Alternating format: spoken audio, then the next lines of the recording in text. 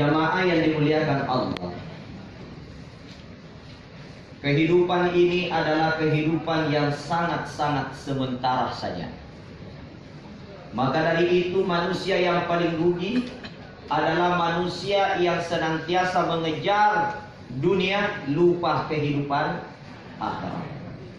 Maka dari itu memperbanyak bacaan-bacaan Al-Quran, memperbanyak sedekah, memperbanyak amal ibadah, memperbanyak menolong sesama manusia, menyambung silaturahim adalah leseng kita untuk memasuki liang lahatnya Allah Subhanahu wa ta'ala. Hadirin yang dimuliakan Allah, di Malaysia terutama di Tawau ini, saya dengar-dengar rata-rata pendatang. Dan rata-rata jamaah-jamaah di sini saya dengar-dengar orang Bugis. Kebetulan nama saya Asmar Lambo.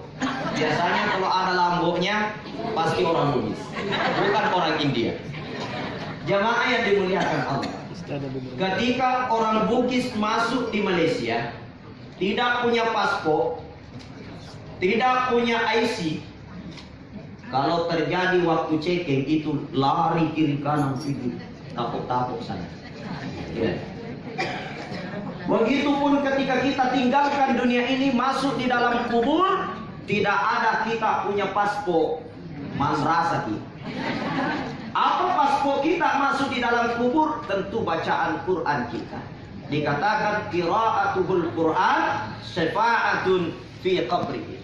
Setiap bacaan Quran kita akan menjadi syafaat di dalam kubur kita. Maka dari itu banyak-banyak baca Quran akan jadi syafaat, dan baru-baru kita telah membacanya. Mudah-mudahan diterima dan menjadi syafaat nantinya, mulai dari dunia ini sampai di dalam kubur, ila yaumil akhir, sampai di akhiratnya Allah Subhanahu wa ta'ala.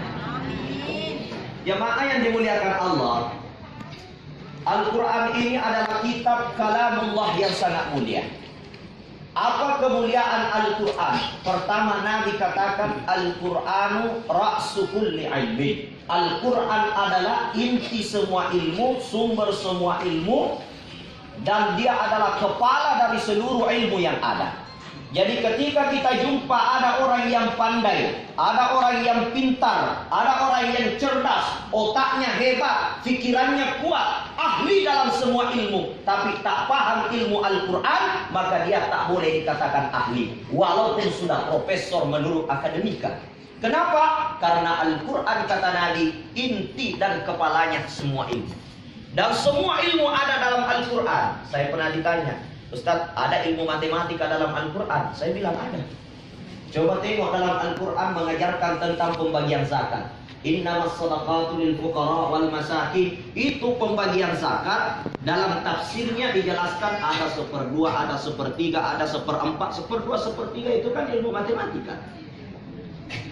Di dalam Al-Quran diajarkan tentang pembagian warisan. Bagaimana kalau anak laki-laki, bagaimana kalau anak perempuan, bagaimana kalau 2 istrinya, 3 anaknya, tambah lagi istrinya, berapa semua itu diatur dalam Al-Quran. Pembagiannya adalah bahagian dari ilmu Al-Quran. Berarti Al-Quran adalah ilmu matematika. Tadi yang dimuliakan Allah.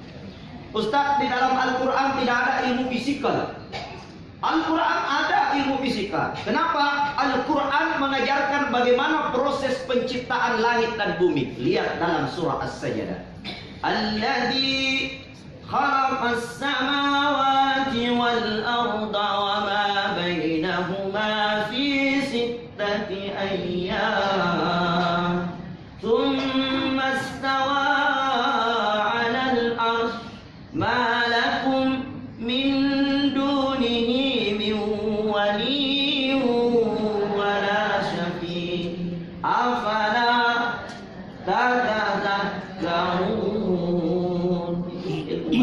ilmu fisika.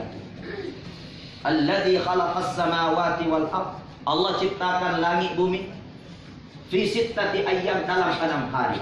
Kemudian Allah turunkan hujan, Allah tumbuhkan pepohonan, Allah jadikan bumi ini menjadi subur. Itu adalah ilmu fisika.